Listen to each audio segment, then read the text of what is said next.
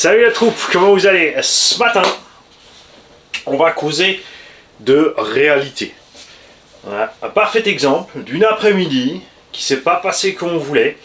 On a eu plusieurs petites casses, pannes, machin, rien d'insurmontable. La plupart ont pu être réparés sur place. Mais c'est une des raisons principales pour laquelle j'ai fait cette chaîne, c'est de montrer précisément la réalité. Parce que tu as ceux qui montrent toujours le côté négatif, parce que ça rapporte des vues. Avec des titres putaclic et tout ce que tu veux. T'as ceux qui lèchent les bottes des constructeurs, des fournisseurs parce qu'ils veulent tout gratuit, faire les vues. Ils font des vidéos de 5-10 minutes compactes, hop, dégagé. T'as tout dans la même vidéo, l'unbox, le run, le machin. Peut-être encore un ou deux runs plus tard. Et ça s'arrête là. Et moi, j'achète les caisses, donc je peux dire déjà ce que je veux à ce sujet. Ensuite, on les roule, on les roule, on les roule, on les roule. Tu vois les usures méca normales, tu vois les usures anormales par faute du mécanicien et du pilote. Tu vois les crashs qui causent des casses. Des fois on a des casses qui sont reliées à un des crashs précédents. Et nous allons commencer dans l'ordre par le plus gros des bébés que j'avais avec moi. Et tu verras aussi pourquoi il ne faut pas rouler quand tu n'es pas 100% opérationnel. J'avais passé une nuit blanche, du taf au taf, et je n'avais pas envie d'aller me coucher, je voulais aller faire mes essais, c'était une très mauvaise idée. Donc pas concentré, et c'est là que tu vois très bien aussi combien c'est dangereux. Alors bien sûr, cet engin, maintenant là, on a un pignon de 21 sur une courbe de 57, donc on est équipé en speedrun, on va dire, parce qu'on veut pousser un peu les limites de ce vario. Il est en config full TT, débattement de suspension max et tout ce que tu veux. Et évidemment, c'est pas l'idéal. On est allé sur une piste, sur un truc étroit et glissant, parce que c'est plus rigolo. Avec du dégagement à droite, à gauche, des champs pour qu'il se passe rien. Alors, on est parti en sucette, comme tu peux le voir. Et tout ce qui s'est passé, c'est qu'on a une chape qui s'est arrachée. On a retrouvé le ressort sur le champ, dans le champ. Plus de coupelle, bon ça c'est pas très grave. J'ai fait une provisoire, c'est-à-dire que j'ai revissé ce qui allait dans la chape. On a mis le ressort sans coupelle, d'accord. Et on est allé sur un autre spot, ce qui était une deuxième erreur fatale. Puisqu'en plus du manque de concentration, j'ai fait 3 erreurs. Pas concentré, d'accord. C'est sûr, comme dit, si tu veux faire du pleinement speedrun, tu règles tes suspensions de façon à ce que l'engin ne déjauge pas facilement, tu mets éventuellement des roues-pistes si tu vas sur le goudron. Mais nous, le but c'était de le faire dans tout terrain, tu vois, dans une piste, sur une piste sableuse ou dans l'herbe. Dans l'herbe, bien sûr, on a plus de grip avec ces pneus-là. Je n'ai pas fait ce que je vous dis toujours de faire, le tour à pied du terrain pour repérer les pièges. Et je suis tombé dans un de ces pièges qui a été exponentialisé par ce bricolage. Comme il nous manquait une coupelle, la suspension derrière était trop molle, on avait compensé sur le tarage à fond ici et là-bas. Le problème, c'est qu'arrivé dans une ornière, le cul est parti. On en a pris une gamelle. La vidéo arrive, on mettra le ralenti. On a cassé 2 bras de pare-choc dans l'histoire. Rien dedans n'a bougé, de l'électronique, du machin, du bidule, ça c'est cool. Et ce qu'on va voir maintenant, c'est combien on a tiré sur les lipos avec ces quelques accélérations. Parce que le but pour moi c'était de rouler, de descendre les batteries, enfin d'arriver à la coupure, en faisant gaffe régulièrement, en s'arrêtant pour voir température moteur, bien sûr les batteries, puisqu'on a un rapport énorme. C'est sûr que le moteur va chauffer, c'est sûr que les batteries vont chauffer, c'est pour ça que j'ai mis celles que j'aime pas, les DXF 6500 compacts à bord. Je me suis dit, s'il y en a une, c'est là qui crève, c'est pas grave, ça en fera qu'une de plus sur le reste. On a bouffé la moitié des lipos. La vidéo dure peut-être... au total, on a une vingtaine de minutes, mais d'abord je mets tout en route, ensuite on se bat avec le GPS qui est resté dans le champ. Ça me dérange pas parce qu'il me saoulait ce GPS au final. Moi j'avais le vieux, je l'ai récupéré là, dans un coin. GPS SkyRC, tu mets en route et t'attends. Il fait tout seul, tu as la lecture instantanée dessus, et ça va bien. SkyRC, 0 fixation, hein, avec une trappe à batterie qui peut se barrer. Donc tu scotches, tu colles, tu fixes comme tu veux. Figure-toi que le nouveau, je l'ai acheté parce qu'il a la fonction track, la fonction drag race, tout ça. Alors la fonction drag race, ça fonctionne, c'est sûr. Mais la fonction track, moi je m'attendais à ce que ça enregistre tout le trajet. Que tu puisses, tu vois, si tu fais toujours le même trajet, puisque c'est repéré au GPS, donc il capte ce que tu fais et te donne des temps autour et tout, mais le logiciel est archaïque, ça fonctionne pas, ou moi j'ai pas réussi, je suis trop con, je dis pas que ça... Voilà, bref, je suis pas content avec ce GPS. Alors il est parti dans le champ, catapulté à... la machine a fait des taux, parti en tonneau à une centaine de kilomètres/heure. J'aurais certainement trouvé si j'avais cherché, mais ça n'avait plus envie. Et nous avons donc au total, on va dire, allez, rouler sérieusement 5 minutes. Disons-le clairement, on a fait quelques passages à mi-gaz, là ça se passait bien, 110 km/h. Quand je dis mi-gaz, c'est sensation sur la gâchette, t'es à moitié de la course, mais souvent, pour ceux qui le savent, sur les radios, c'est pas parce que tu es à la moitié qu'il te reste encore 50% avec les machines. C'est pas parce qu'elle roule à 100 à mi-gaz qu'elle va être à 200 à plein gaz, d'accord. Généralement, il reste 20-30%. Mais je suis sûr qu'on peut atteindre les 140 avec ce setup. Mais il faudra, comme dit, mettre des bonnes roues, mettre la suspension, et ça, c'était pas le but. Moi, je voulais juste aller dans le TT. Et donc là, il reste 3,80. C'est des lipos achevés hein, qui montent à 4,35. On va vite mesurer les autres pour voir. Et sur ça, elles sont ok ces lipos. Si en fait tu les utilises que vraiment typiquement compétition, c'est-à-dire que tu roules 10 minutes et tu changes ta batterie. Là, elles n'ont pas le temps de en fait de crever. Là, tu vas te mettre en route. Hein. Celle-là, elle est à 44%. Alors attention, c'est toujours un peu olé olé parce que je tiens à le préciser, beaucoup de gens paniquent avec ces pourcentages. Cet appareil ne sait absolument pas de combien est la capacité de ta lipo. Il le fait en fonction du voltage. Là, tu vois, il m'indique maintenant 43%, l'autre 50%. Pourquoi? Parce que là, on est à 3,83 et l'autre était à 3,89 ou 87. Donc 0, quelque chose volt en plus. Ne vous fiez pas à ces pourcentages. Moi, je check sur le voltage. On va prendre la troisième est aussi à 49. N'oubliez pas que la dernière batterie au bout de la série, la dernière cellule au bout de la série est toujours la plus déchargée que tous les autres. Bien, donc nous allons ranger ce bébé. On va faire de la commande, un bras de pare-choc arrière supérieur. Et puis ma foi c'est tout, ça va, et puis une coupelle. Bon. On sera peut-être sur des coupelles options. On verra ça. En tout cas, ce variateur Mad Max 20, c'est du délire. C'est du délire parce que on a un moteur de 900 kV qu'on alimente en 12S et le machin, si tu veux vraiment partir comme un crawler, tu coques. Si tu veux partir normalement, parce que tu fais un essai en buggy ou n'importe, tu touches un tout petit peu, tu as un demi-millimètre la gâchette, le truc il part sans cogging, il force même pas l'accélération. Et contrairement justement aux séries Max de chez Obemin qui protègent le tout en bridant les ampères quand il y a trop de pics, le bordel là, quand tu appuies à fond, et là j'ai le punch par défaut qui est loin d'être au max, hein. Le machin il patine de tous les fers, il arrache. C'est vraiment le vario idéal pour les speedruns et les drag races. On va faire plus de tests avec The Vario. Et je voulais pas le faire au début, mais je pense qu'on va devoir passer le combo dans la V16 Pro. Mais d'abord, je vais enfin une fois, dès qu'il va faire beau, parce que ça arrive, d'ici une semaine ou deux, il fera enfin beau, faire des essais sérieux de cette machine avec ce setup. Et ensuite, on collera sûrement ce combo là-dedans. Je suis pas pour rouler en 12, hein, mais on veut vraiment pousser les limites de ce que peut faire ce truc-là. D'un autre côté, là, c'est bien, parce qu'on a 15 kg, on n'est pas aérodynamique. Ouais, on va juste brider les suspects devant pour qu'ils restent en bas, en fait. On fera quelque chose. Tu verras. HPI Savage Flux. Donc, deuxième génération. Il y a une troisième, je rappelle, la GT6 et la quatrième maintenant qui est sur le marché en ce moment. Le truc fatal, toujours les bonnes vieilles pannes d'il y a 20 ans et rien d'autre.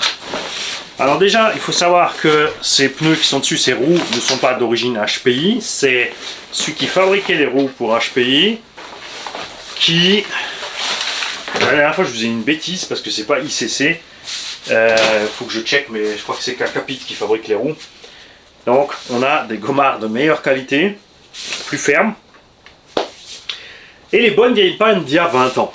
Exactement les mêmes. Pignon moteur qui se dessert. Ah, go go. Alors bien sûr sur le terrain, l'optique ça sert à rien, tant qu'elle sèche c'est beaucoup trop long.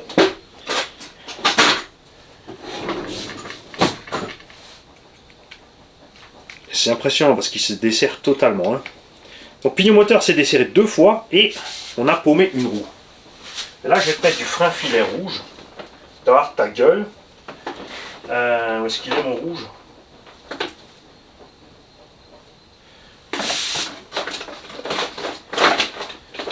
Oh, j'ai plus mal aux petites rouges là. Bon, ok, on va mettre de la bleue, ça devrait suffire. On va mettre la dose de bleu. On va faire comme sur les 1/5, on va remplir le trou, comme ça l'espace entre le pignon et l'arbre va se caler aussi. Si j'ouvre, ça va mieux. Et on a perdu donc un de ces écrous de roue. J'ai toujours détesté ce système. C'est un peu dommage. Déjà sur le UDR, ils ont repris ça. Sur le Max, on a ça. Sur le Max Lash, on a ça. Sur les Savage, ils ont fini par le virer. Maintenant, tu as des exas standards de 17. On lève la radio, Mani. Quand le tournevis va péter, ça va péter avec. Bon, déjà, le BTR par contre est de super qualité. Hein. J'aime pas ces écrous, beaucoup trop de stress sur leur tronche. Là, j'avais mis des nouvelles roues, donc le temps que le plastique se fasse un petit peu, ça s'écrase, machin. Et dans la caisse à outils, je suis pas le seul. Ceux qui roulent en TB7, DF7, UDR, etc. ont le même problème, c'est qu'on a plein d'écrous de 17. Souvenez-vous qu'il y a 2 types de filetage. Et on n'a pas ça avec. Et même si on a l'écrou de la bonne taille, on n'a pas la rondelle. Donc moi, j'avais encore un écrou de sécurité des Hobo Hyper Monster que j'ai mis à l'envers. Et sur le terrain, j'ai fait ça. J'ai forcé ma pince dedans. Est-ce que je dirais ça comme un bourricot? D'accord? Bon, alors évidemment, ça va, il s'en est bien sorti. J'ai arrêté là le run. Ce qui lui est arrivé aussi, c'est que la caméra, après la première panne de pignon, je pensais que ça venait de la caméra, hein, mais souvent c'est comme ça, c'est que ça vient pas de la caméra, mais du caméraman. Mani, il a pas appuyé on en fait. Donc j'ai parlé pendant facile 5 minutes tout seul. Et puis là, la caméra s'est arrêtée. Hein? Donc il faudrait que je vois combien de temps elle reste allumée la GoPro avant de se mettre en veille. Je crois que c'est 3 ou 5 minutes. Bref, on démontrera ça tout à l'heure. Je vais faire ça dans mon coin. Je vois que ça tient, tu me diras, serre le plus et laisse-le. Donc on n'a pas eu le temps d'en profiter. Dans la vidéo, c'est dommage parce que j'expliquais la différence avec diff central, pas diff central, ce à quoi il faut faire gaffe. Surtout si tu veux que ça se passe bien pour ta bagnole. Et je me suis régalé. Hein. J'adore toujours conduire ce machin. Avec ces roues d'origine là, ça va super. Il est bien. Mais je vais quand même installer le diff central parce que à un moment donné, je vais y aller trop fort. Si tu roules dans le sable tout le temps, ou si tu doses, justement, tu fais ton flip, ton double, ton triple. Et quoi qu'il arrive avant d'arriver au sol, tu as le réflexe justement, il faut bien le doser, il faut voler assez haut pour pouvoir le faire, c'est de passer ton petit coup de frein. Quand je dis un coup de frein, c'est pas clac clac, c'est ralentir les roues, tout lâcher, laisser tomber l'engin. Ça va, mais forcément le diff arrière, il en prend quand même plein la gueule. Hein. Couronne pignon, ça souffle. Donc je vais installer le diff central que nous avons reçu de la part d'un abo. Quand je dis reçu, je lui ai acheté. Il y a des gens qui croient toujours qu'on a tout gratuit. Non, non. Je lui ai demandé ce qu'il en voulait et j'ai payé. J'ai pas discuté le prix, ni marchandé, ni rien. C'est pas mon genre. Sauf si le prix est vraiment à côté de la plaque. C'est pas le cas avec la plupart des abos parce que j'ai la chance. J'ai des abos cool. Bien sûr, on a quelques touillons du mois, mais ça compte pas dans les abos, ça. Ça, c'est les gens de passage. C'est les gitans. Non, ça, c'est moche pour les gitans. Ils sont beaucoup plus cool. Et puis, ils ont des couilles, les gitans. Ils peuvent te dire en face. Pas planqué derrière un pseudo, derrière un PC avec une image bidon qui n'est pas sa face. Voilà. J'ai donc ici une boîte entière qui a une diff centrale. On va vite checker comment il fonctionne. Forte chance que je sois obligé de l'ouvrir pour te bloquer là. De toute façon, Mani, ça sert à rien parce que tu vas l'ouvrir pour... Exact.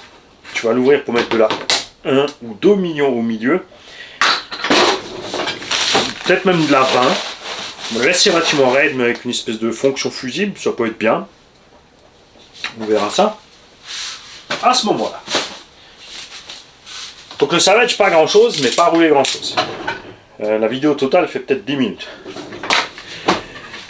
Le héros Michel était avec nous. Là, il y a encore du boulot, mon très cher Michel, parce que il y a des plastiques, les filettages dans les cantilevers, par exemple, ils tiennent pas. Le problème, c'est que tu n'as pas la place pour mettre un écrou en dessous, alors tu t'amuses avec un écrou non nil stop et hein, avec du frein filet, des trucs, des bidules, de la pince. Donc Michel, là, je te conseille, ce qu'on va faire pour que tu puisses déjà profiter de l'engin, parce qu'il roule quand même, c'est que je vais te l'envoyer et toi, tu vas te commander, je vais t'envoyer un mail sur AliExpress, le lien pour les leviers alu. Alors il y en a un qui m'a dit, ouais, les leviers alu, moi je les ai pliés. Alors attention, parce que comme toujours, il y a plein de sortes de leviers alu. Il faut prendre les doubles, pas les simples. Ceux qui sont juste en bas avec un simple truc, tu vas les tordre, prends les doubles. Mais prends les origines et Revo. Tu verras la différence entre ta machine, c'est sûr, elle absorbe tout sur le terrain, et la mienne, qui a les suspensions d'origine. C'est plus sympa parce que c'est plus ferme, surtout en bas. L'aileron, j'ai pris un vieil aileron qui traînait là parce que celui qui était avec était complètement défoncé, mais le vieil aileron qui traînait là, lui, quand il va pas mieux. Donc prévois-toi un aileron aussi, ça t'empêchera pas de rouler la machine. Il y a 2-3 filetages là que j'ai vu qui ont bougé au niveau des fixations d'axe et de biellette. Ceux-là, je vais m'en occuper. Ouais, t'as carrément les vis qui sortent des cantilevers, laisse tomber. Regarde, les vis sont sorties au niveau de la fixation amorto, au niveau de la fixation biellette, c'est pas bon. Donc il nous faut des cantilevers. Changement de programme, je vais te les commander, tu vas attendre. On va s'occuper de cette bestiole. Hein, je pense pas que tu es une semaine ou deux près. Tu vois bien, on aura le matos d'ici une dizaine de jours. Je vais faire gaffe où je commande, que ce soit un fournisseur assez rapide. Hop. On va faire ça comme ça. Donc encore un peu de boulot sur la machine. Setup suspension souple. Avantage, vous allez voir, ça absorbe tout le terrain. En forêt, ça passe sans problème comme s'il n'y avait rien. Je vais me mettre là. J'ai de plus en plus de voitures à réparer l'équipe. Souvenez-vous que le XRT a un petit souci de diff. Et c'est pas dans le XRT qu'on a mis le diff GPM pour tester. Ça pourrait expliquer qu'on ait de nouveau un problème. GPM, c'est de la merde! En tout cas pour les diffs, pour les tourelles 70, 75, T6, tout ça, ça va. Le rat. Et rat, petit patapon. J'ai explosé un pneu. Rien de méchant. Je me suis défoulé. La batterie forcément n'a pas duré longtemps. Il y a un pneu qui s'est décollé à la sortie de la mousse. Ouais, c'est tout. Tout va bien à bord de cet engin. Génial. Il me faut le même en plus gros maintenant. Vous allez me dire, t'as le Baja. Ouais, mais tu peux pas. Le Baja est pas assez solide pour faire ça. Et surtout que le Baja est en 4x4. Et en 4.2. Souvenez-vous que celui-là, c'est un 4x4. Il prend les virages comme un 4.2, mais il accélère et il freine comme un 4x4. Ce qui est vachement sympa. Je vais juste sortir la batterie de là. On va vérifier qu'il rien n'a bougé à l'intérieur. Que j'ai mis la bâche barre, donc il est plus raide. Forcément, le châssis est plus rigide. Mais effectivement, il n'y a plus rien qui bouge et il n'y a plus rien qui se dessert. Il y a bon. Ok, donc on va te laisser dans ta housse, parce que t'es dégueu. Je suis allé exprès dans le sable des graviers. On va expulser un peu de gravier. Je vais essayer de vous faire des beaux ralentis avec peut-être des zooms pour que vous puissiez bien voir jusqu'où vole la caillasse. Parce que ça dépote un petit peu ce bordel. D'un autre côté, ce que j'ai envie de faire aussi, c'est qu'en Suisse, là, tu peux tout mettre. Tu peux tout mettre.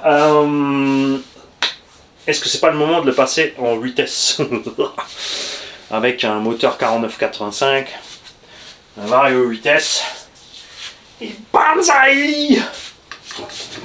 Définitivement, si je fais ça, ça sera fini pour les sauts.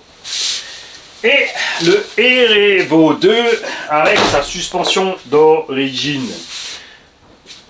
Je vous ai déjà expliqué en long, en large, en travers les différentes solutions de ce qu'il faut faire pour qu'il n'y ait pas de pépin avec la suspension. Je ne l'ai pas fait, pourquoi? Parce que je voulais rouler, je voulais voir comment ça m'arrive et pouvoir vous le montrer. Ça n'a pas loupé. Parce que ça, c'est la réalité des choses. Le run a duré 9 minutes. Et au bout des 9 minutes, c'était Mimi, c'était Rara, c'était la même merde. Et ça, c'est ce qui arrive à beaucoup de gens. Qui est arrivé à beaucoup de gens qui ont acheté un Revo 2, sorti du carton.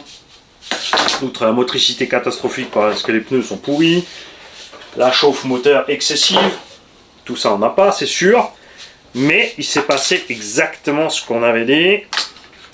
C'est que on a arraché un capuchon d'amorto et du coup on a même pété la tige de l'autre côté. C'est sûr, les sauts étaient hauts, on a fait du bac, on est tombé sur le côté, mais voilà. Quand tu n'as rien dans ta caisse à outils, quand c'est ta première voiture, ou même si c'était pas ta première, mais tu as que celle-là avec et tu n'as pas prévu le coup, forcément, tu as les boules. C'est ce qui est arrivé à tellement de gens avec Traxxas, qui fait aussi que Traxxas, même s'ils ont une bonne réputation, le prix des pièces, la dispo des pièces de rechange, sauf l'électronique. Le prix de l'électronique, et ben voilà, tu as ce genre de conneries là qui fout les boules. Donc on a toute l'huile qui est sortie, on a une tige dans le sac, bon ça va puisque j'ai tout ce qu'il faut. On a des tiges.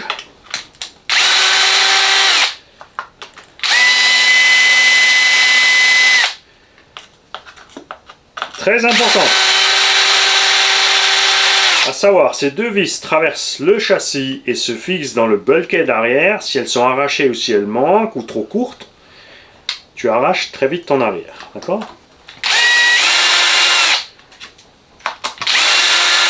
Donc on a 8 vis à enlever. Parce qu'ils ont mis un petit panier en plus de protection sur la bécane. Pour rigidifier un peu le tulle. 9 vis. J'ai aussi pas installé le renfort arrière à lui, rien. Je voulais vraiment rouler comme il était, voir si j'allais arracher l'arrière, si j'allais arracher le châssis ou n'importe quoi d'autre. Donc un amorto dépopé. Et ça passe pas en garantie, hein. C'est de la casse mécanique et c'est de l'erreur de conduite, puisqu'on a fait du roulé-boulé, ça a tiré dessus, même si c'est un premier récurrent. Le problème, bien sûr, c'est qu'en toute théorie, on pourrait appeler ceci, en France, on a une loi pour les vis cachées. Une vis cachée, c'est pas une vis qui est cachée, c'est un vis de fabrication. C'est un problème technique, un problème d'ingénierie qui est soumis à une garantie. Et attention, ceci n'est pas soumis à une garantie de 2 ans, mais de 10 ans. Je peux t'en parler, puisque dans le monde de l'automobile, un gars qui se pointe avec une bulle dans le pare-brise, entre le film et la vitre, il y a une bulle, puisque les pare-brises sont faits de plusieurs couches. Le véhicule a 9 ans, alors le constructeur, oh, c'est pas garanti. Ben là, le client, il va voir son assurance, et l'assistance juridique de son assurance écrit au garage et au constructeur, parce que ceci est un vice de fabrication. Ça doit tenir au moins tant de temps. Et ça, tu vois, surtout que c'est une panne qui arrive à plein de gens, ça serait dans ce cas-là. Dans le monde de la RC, du loisir ou n'importe, je pense que c'est pareil dans le monde de la canne à pêche, ou du sous-marin, faudrait demander Papa Pêche RC, Papa Pêche tout court. Tu vois, ce même problème, c'est que c'est pas courant, tu es tout seul, tu vas rien pouvoir faire. Puisque ça intéresse personne, c'est une toute petite pièce, on va dire, mais la pièce elle vaut 8 €, tu changes ton capuchon, tu remets ton capuchon, truc muche, mais ça va se reproduire, tu vois. Et c'est là. Le problème, bien sûr, aussi, c'est que quand tu te lances après dans les batailles juridiques comme ça avec une marque, là, en l'occurrence, c'est une marque US, donc les suprémacistes absolus américains, ils sont là-bas, ils sont à l'abri, ils sont planqués derrière une rangée d'avocats, ils vont te batailler par rapport à leurs lois, donc toi, tu vas te battre avec les lois européennes, donc ça va retomber sur la boutique, le fournisseur, etc. Et qu'est-ce qui va se passer pour nous derrière? Les prix vont grimper d'autant plus, puisqu'il faudra pallier à toutes les conneries que les constructeurs, ils nous sortent. Et, comme dit, il faut faire la part des choses, c'est du loisir, tu n'es pas à bord de ta voiture, c'est pas une rotule de direction ou un frein qui lâche sur ta Renault, ta Peugeot lancée à 120 sur l'autoroute avec toute la smala à bord. Et surtout pas après 3 tonneaux. Ouais, mon disque de frein il est fendu, ouais, mais t'as fait 3 tonneaux avant. Ben oui, mais qu'est-ce que le frein avec les tonneaux? Je vous jure, j'en ai eu des comme ça. Et voilà. Mais, ouais, si tu le prends au détail selon la loi française et que vraiment tu as trop de temps à perdre, trop de pognon, tu te prends un avocat, c'est le genre de bataille juridique que tu pourrais gagner, mais après 1, 2, 3 ans. Parce qu'ils vont tout faire pour zigzaguer. Ou alors ils vont te reprendre ta caisse et te rembourser vite fait, comme ça c'est réglé. Mais tant pis pour tous les autres, tu vois, c'est ça. C'est peut-être une raison pour laquelle aussi ils ont arrêté ce Revo, parce que à force d'avoir les gens qui se plaignent pour ça, c'est évidemment un problème. Mais c'est un problème qu'ils auraient pu régler, puisque nous on y arrive. Tu mets tes suspects à l'extérieur, résultat, bon t'as un peu plus d'angle pour tes carvans, mais ça bute là-dessus. Ils auraient pu faire des nouveaux patins avec un bourrelet plastique de plus pour buter la suspension avant qu'elle soit trop loin. En fait, la suspension descend plus loin que la longueur de l'amorto, ce qui fait que tu l'arraches, tu le déchires en deux. Ok. Et ça, c'est moche. Pour aussi mettre des amortos un poil plus longs. Hein. Donc ça, rien que ça. Hein. Ça a toujours été un souci sur les Monsters. Les Monsters, et aussi beaucoup d'engins un peu de gamme un peu moins chère, ou certaines gammes qui s'appellent entrée ou loisir, n'ont pas de butée de suspension. Et du coup, c'est toujours l'amorto qui fait la butée, et il y a toujours un morceau qui va lâcher quelque part. Je vous parle de ça à cause du Max Slash. Le Max Slash, c'est un Max, donc il n'y a pas de butée de suspension. Et sur un SC, pas de butée de suspension, pas de barre stable. Par rapport à un SC8, par rapport au Moyaf 4S, même s'ils ont un taille au-dessus, par rapport au Moyaf 6S, tous ces engins sont mieux équipés à ce niveau-là. Eux, ils ont compensé avec une suspension plus ferme. On en causera dans la vidéo du Max Slash. Enfin bref, ce que je veux dire, c'est que soit il faudrait installer des trucs de butée de suspension, ou comme dit, la solution vraiment la moins chère pour Traxxas, ça aurait été de faire des skid plates qui soient plus large, peut-être un petit peu plus épais, pour que le triangle pose dessus avant d'être embuté, vraiment avant que la suspension soit complètement ouverte.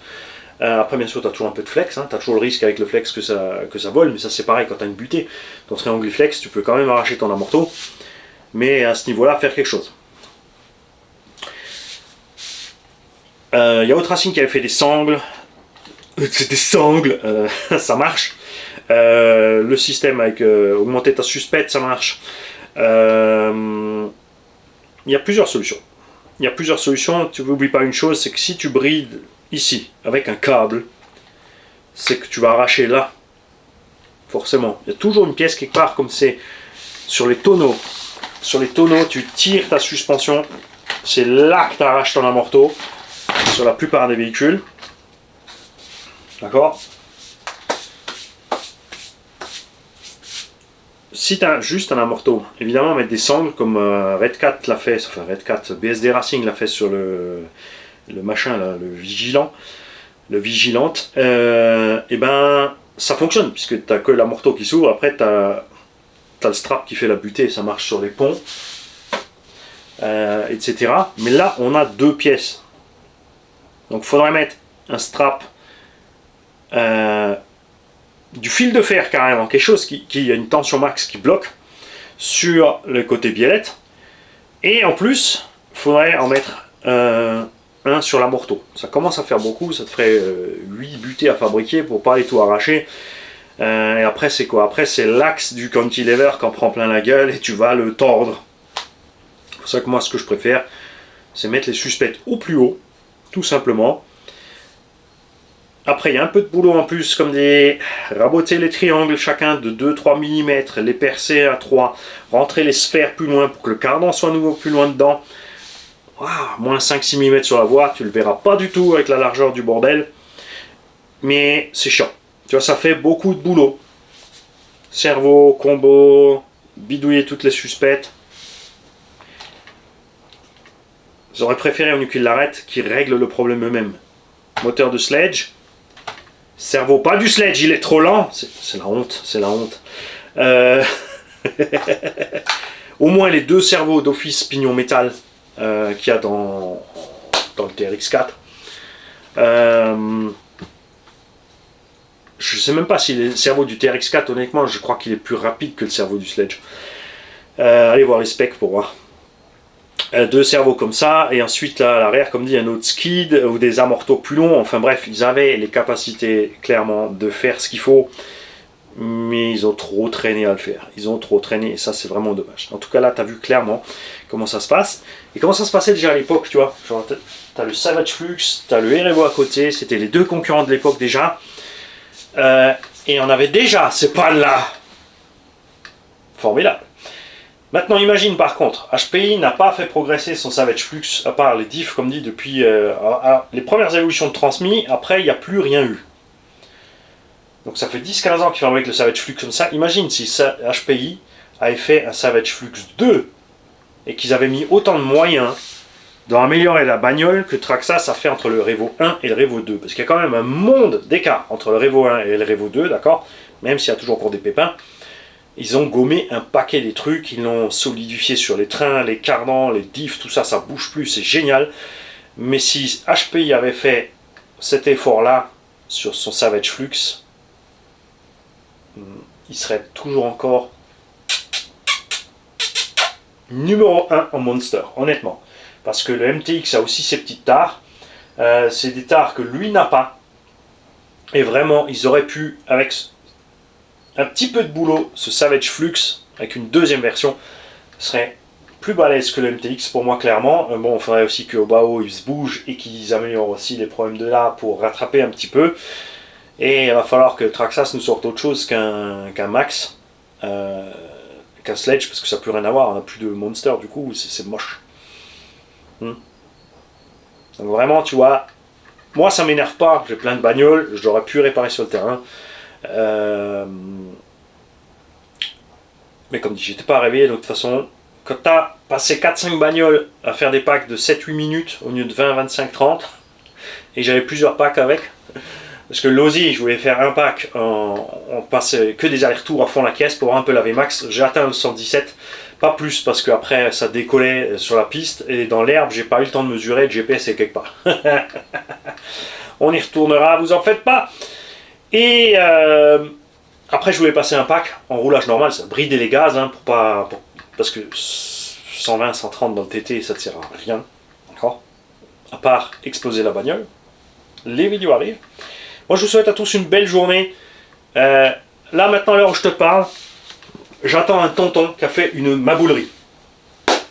Le quai 78, allez voir sa chaîne, donc tu mets arrobase le quai LEKI 78. À une chaîne RC aussi. Et lui, accroche-toi bien. Il fonce chez JJM Store. Le bonjour à eux d'ailleurs, parce que forcément ils jouent le jeu avec. Ils ont arrangé la chose. On peut le faire, on a le droit de le faire. Donc, tonton, il va récupérer le max slash de First Delivery, donc le modèle Expo.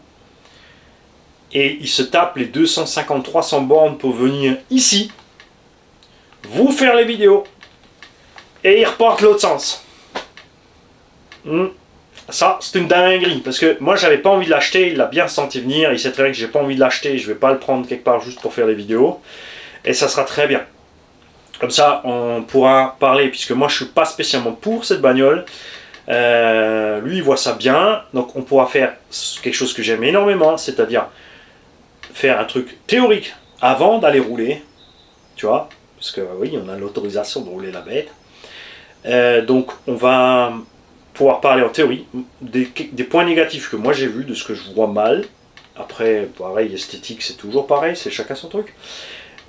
Exposer les points positifs et agréables de la machine, et ensuite on pourra faire un essai et on verra donc ce qui se passe au final, si on a le temps, parce que ça va être chaud.